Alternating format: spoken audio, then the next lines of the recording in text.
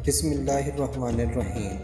अस्सलाम वालेकुम दोस्तों, शुरू करते हैं अल्लाह के बाबरकत नाम से, जिसके कब्ज़ा कुदरत में मेरी जान है और वो दिलों के भेद खूब जानता है, और जिसने हर ज़ीरू को पैदा किया और इस दुनिया में एक ख़ास मकसद के लिए इसकी तख्लीक की।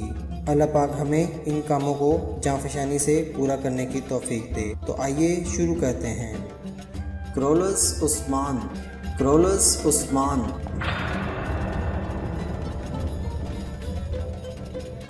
उस्मान सीजन 2 किस्त नंबर 52 और पार्ट नंबर 3 सीरियल नंबर 264 लेकर हाजिर हैं। इससे पिछली किस्त में दिखाया जाता है कि शेख अदबाली अब्चर दरवेश और कुमराल अब्दाल से वाइज और इल्म हिकमत और फ़क्र की बातें कर रहे होते हैं। इसी दौरान बाला की आवाज़ सुनकर वो इजाज़त लेकर चले जाते हैं और शेख कहते हैं, मेरी बाला, मेरी आंखों की ठंडक, मेरे पास आओ। जिस पर बाला पास जाकर हाथ का बोसा लेते हुए, शुक्र है मेरे खुदा का, मुझे थोड़ा वक्त मिला और मैं आपसे मिलने आ गई। जिस पर शेख कहते हैं, शुक्र उस रहमान और रहीम का, और पूछते हैं, मुझे बताओ क्या चल रहा है। जिस पर बाला खातून जवाब देती हैं, मैं कबीले के मामलात देख रही हूँ और उस्मान साहब जिहाद के लिए निकले हुए हैं। वो शादी के काफिले पर हमलावरों से बदला और हिसाब लेंगे। जिस पर अदबाली साहब कहते हैं, बहुत आला, और कहते हैं, गाजी भी तिजारत करते हैं मेरी बेटी, और वो जान लेते और अपनी शहादत देते हैं सिर्फ अल्लाह की रजा के लिए। और फिर पूछते हैं, असल वजह क्या है बाला, बताओ। जिस पर बाला जवाब देती हैं, उस्मान के असल दुश्मन काफिर नहीं बल्कि इनके अपने दोस्त भी हैं। जिस पर अदबाली साहब कहते हैं, उमर एक तुर्कमान सरदार है जो मंगोलों के सामने डटा रहा और उस्मान साहब अपनी तलवार उठाए अपने दीन की खिदमत कर रहे हैं। इसके बाद वो कहते हैं, उस्मान सरदार होने के साथ साथ एक गाजी और इन गाजियों का सरदार भी है, वो एक तुर्कमान सरदार भी है। जिस पर बाला खातून कहती हैं, उमर साहब की बेटी मलहन खातून। जिस पर अदबाली साहब कहते हैं, मुसलमान रोमियों और मंगोलों के खिलाफ लड़ रहे हैं और सरदारान आपस में लड़ रहे हैं और इस तरह नहीं चल सकता। इसके बाद कालमूद को दिखाया जाता है जो ताज़ा दम फौजी दस्ते लेकर किले की जानब जा रहा होता है और चलते हुए एक मैदान के पास जाकर हाथ के इशारे से रुकने का कहता है। यहाँ से हम तुर्कों की सरजमीन में दाखिल होने जा रहे हैं। इससे पहले भी उस्मान ने काफी फौजों को नुकसान पहुँचाया है, इसलिए हम मुहतात रहेंगे और सब तीर अंदाज एक पहाड़ी पर जाएं। जिस पर तीर अंदाज निकल कर आगे आ जाते हैं और सबसे आगे चल रहे होते हैं, जिनके पीछे पैदल दस्ता होता है और आखिर में काला नून का काफिला होता है। फिर अचानक से एक तरफ से तीर बरसना शुरू हो जाते हैं और सारे तीर अंदाज इधर ही ढेर हो जाते हैं। इसके बाद यके बाद दिगरे दोनों इतराफ से उस्मान दो फौजी दस्तों के साथ तलवारें लहराते हुए आ जाते हैं और इनके रास्ते में डाले लेकर बैठ जाते हैं और साथ ही बाज़ंतीनी फौज पर तीर बरसाना शुरू कर देते हैं, जिससे वो भी अपनी ढालें सामने करके इनके वार का दिफा करने लग जाते हैं। जिस पर उस्मान साहब कहते हैं, कालानूर तुम मुझसे इंतकाम लेने के लिए आए हो तो चलो मैं यहाँ हूँ। जिस पर कालानूर कहता है, तुम खबीस हो उस्मान, और साथ ही अपने तीर अंदाजों से तीर बरसाने को कहता है और फिर उस्मान के सिपाही अपनी ढालों से रोक लेते हैं। जिस पर पीछे खड़े तीर अंदाजों से साल्तुक कहता है, तीर चलाओ। फिर वो तीर चलाते हैं जिससे कालानूर के सिपाही जख्मी हो जाते हैं और बाकी तीर ढालों में पेवस्त हो जाते हैं। इसी तरह से दोनों इतराफ से बारी बारी तीरों का तबादला होता है और फिर दिफा होता है। साथ ही दोनों इतराफ के कई सिपाही जख्मी हो जाते हैं और फिर कालानूर अपने घोड़े पर सवार होकर जैसे ही एक तरफ जाने लगता है, उस्मान अपने सिपाहियों के ऊपर से छलांग लगाते हुए अपने बेहतरीन अंदाज में एक तीर चलाकर कालानूर की गर्दन में पेवस्त कर देता है और वो साथ ही घोड़े पर गिर जाता है। फिर सिपाही कहते हैं, उस्मान साहब की हिफाजत करो, जिससे वो आगे बढ़कर चलाए गए तीरों का वार डालों से खता कर देते हैं और साथ ही उस्मान अपनी तलवार निकालकर हक है अल्लाह का नारा बुलंद करते हुए आगे बढ़ जाता है। इसके सिपाही भी आगे बढ़ जाते हैं और मुकाबला करने लग जाते हैं। फिर एक गुमसान की जंग का आगाज हो जाता है, जिसमें उस्मान अपने अंदाज में काफिरों को तलवार से जहन्नुम वासिल कर रहे होते हैं, जबकि साल्तुक अपने तीर और तलवार दोनों से वार कर रहे होते हैं। जरकुताई भी दुश्मन की गर्दनें उतारने में मसरूफ होते हैं और गोकतोक भी तलवार से दुश्मनों का सर काट रहे होते हैं और उस्मान कालानूर को आवाज लगाकर आगे बढ़ जाते हैं। इससे अगले सीन में बामसी साहब को दिखाया जाता है जो एक सिपाही की गर्दन पर रस्सी लपेटकर इसे खींचकर ला रहे होते हैं। सौची और गंदूस के पास लाकर छोड़ देते हैं और सौची गंदूस के साथ सिपाहियों को मार रहे होते हैं और इधर दूसरी तरफ उस्मान साहब इन सिपाहियों को खत्म कर रहे होते हैं। वहां पहुंच जाते हैं, जिस पर सौची कहते हैं, भाई वो भाग रहे हैं, इनका पीछा करते हैं। जिस पर उस्मान कहता है, इनका पीछा करने की जरूरत नहीं है, किले पहुंचने से पहले ही इनको मंगोल खत्म कर देंगे। और वो एक दूसरे को हैरानी से देख रहे होते हैं। इसके बाद इस जगह को दिखाया जाता जाता है जहां मंगोलों ने एक जगह इन सिपाहियों की गर्दनों पर खंजर रखे होते हैं और इनका कमांडर कह रहा होता है, जान निसारो वो खून चाहते हैं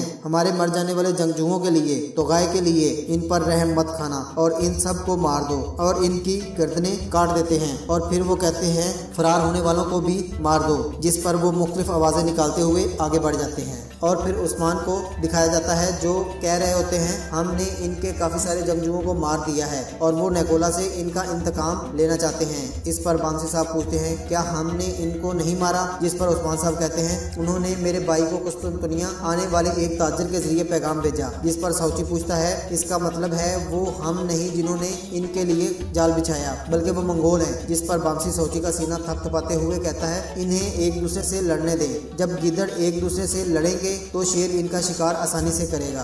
और उस्मान कहता है इन दोनों के माबैन इख्तिलाफ बढ़ने दें ताकि मुझे इनके सीनों से निकालकर फेफड़े चीरने का मौका मिल सके। और कहता है माल गनीमत सरदारों में तकसीम कर दो। जिस पर कुंदूस कहता है जिसका जो हक है इसे वही मिलेगा। और उस्मान कहते हैं शुक्रिया भाई। इसके बाद उमर साहब, मलन और इनके एक सिपाही को दिखाया जाता है जिससे उमर साहब जंग के अहवाल पूछ रहे होते हैं। जिस पर वो सिपाही कहता है उन्होंने नेकोला के सिपाहियों पर घात लगाकर हमला किया और इनको पसपा कर दिया। जिस पर उमर साहब सरदारान के बारे में पूछते हैं। वो जवाब देता है अगरचे वो तादाद में कम सिपाही लेकर आए थे मगर उस्मान की बेहतर हिकमत अमली की वजह से कामयाब हो गए और कालानूद वहां से भागने में कामयाब हो गया। और मलन कहते उस्मान साहब का हमें इस सब से दूर रखने का क्या मतलब है। जिस पर उमर साहब कहते हैं उस्मान ये साबित करना चाहता है कि वो हमारे बगैर भी फतूहात कर सकता है। और कहते हैं सरदारों को इकट्ठा करो और मेरे खेमे में बुलाओ, इनका मुकम्मल साथ देने की इनको यकीन दहानी करवाना चाहता हूँ। और उधर रात को कबीले के मरकजी खेमे में उस्मान साहब और इनके सरदारान बैठे होते हैं।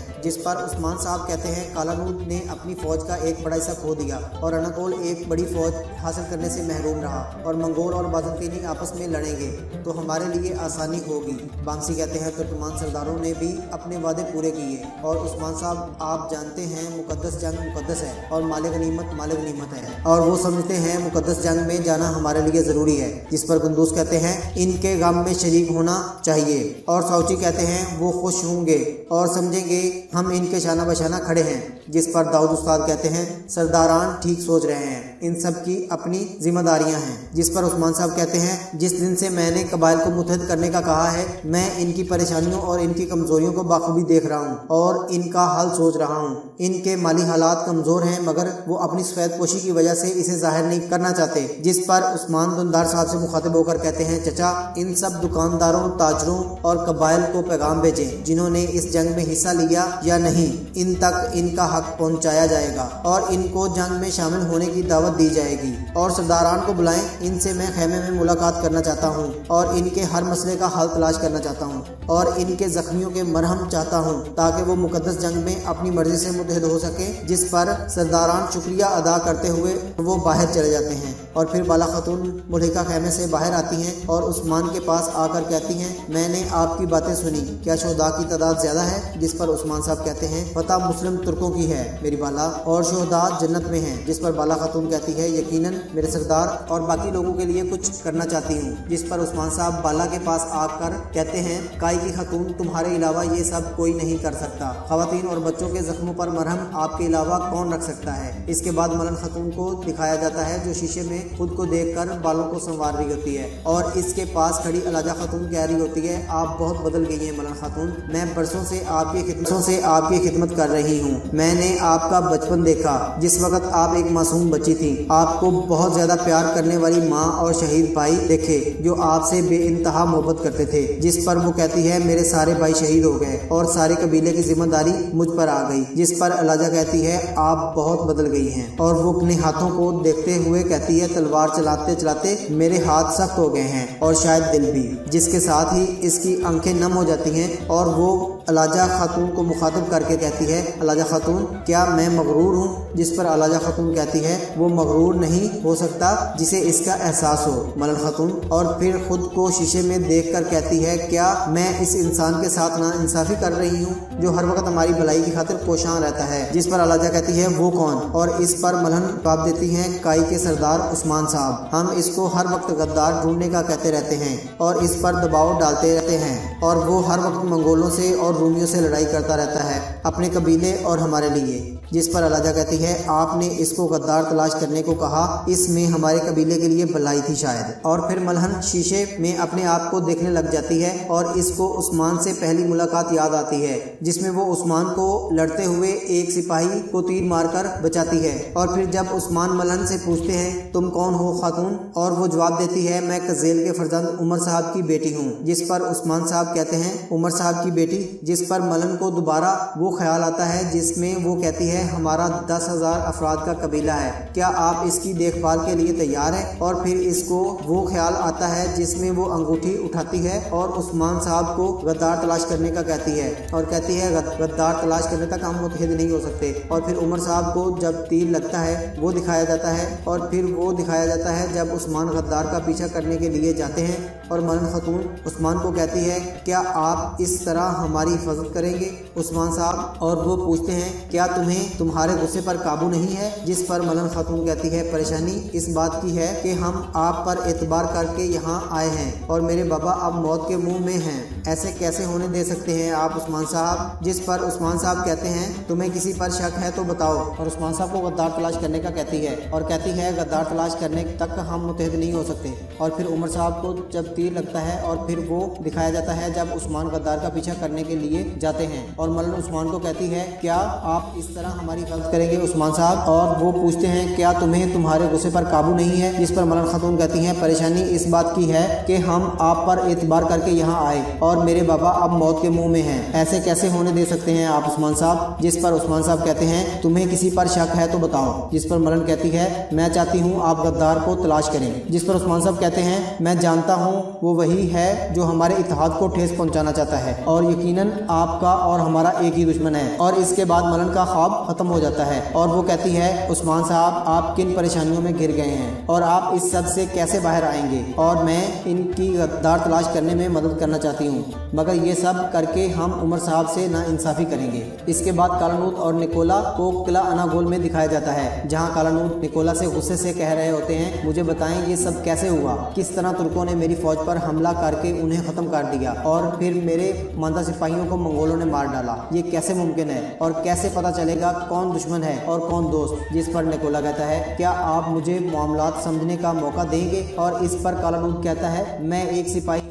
सिर्फ इतना बताएं कि मुझे किस जगह हमला करना है और मैं सियासत नहीं चाहता। इस पर निकोला कहता है, तुम्हें बताऊंगा किस तरह सगूत पर हमला करना है और इसे हासिल करना है और अपने भाई का बदला लेना है। जिस पर वो एक दूसरे को देखते हैं और फिर कालानूत वहां से एक तरफ चला जाता है। इसके बाद अगली सुबह कबीला दिखाया जाता है जिसमें मरकजी खेमे के बाहर उस्मान अपने सिपाहियों के साथ होता है और वो इनसे कहता है, मेरे सिपाहियों तुम्हें मालूम है मैंने क्यों मारा था? और फिर वो ख्वाब दिखाया जाता है जहाँ पर उस्मान ने गोप्तोक और दूसरे दो सिपाहियों को मारा होता है और फिर दिखाते हैं कि उस्मान इनसे कहता है, तुम इस दिन गवर्नर की हिफाजत ना कर सके, तुम अपनी ढालों से इसकी हिफाजत कर सकते थे, मगर तुम लोगों ने एक बहुत अहम सुराग खो दिया। खैर गलतियां होती रहती हैं। और फिर कुछ सोचने लग जाते हैं और फिर से कहते हैं, कोई बात नहीं, मगर दोबारा गलती ना हो मेरे सिपाहियों। और इनको थपकी देते हुए कहते हैं, फिर कहते हैं, मेरे बहादुरों, मेरे भाइयों। जिस पर गोप्तोक कहता है, ऐसा दोबारा नहीं होगा भाई। और फिर बुरहान से मुखातिब होकर कहते हैं, फिक्र मत करो, तो गाय से बदला जरूर लेंगे। जिस पर बुरहान कहता है, अस्तगफिरुल्लाह भाई, मुझे कोई शक नहीं। और वो कहता है, सिर्फ एक दरख्वास्त है, मैं तो गाय को खुद मारना चाहता हूँ। जिस पर उस्मान इसका कंधा थपथपाते हैं, जिस पर उस्मान साहब इसका कंधा थपथपाते हैं और हाँ में सर हिलाते हैं। इतने में एक सिपाही घोड़े पर सवार तेजी से खेमे की जानब आता है और उतरकर उस्मान साहब को सलाम करता है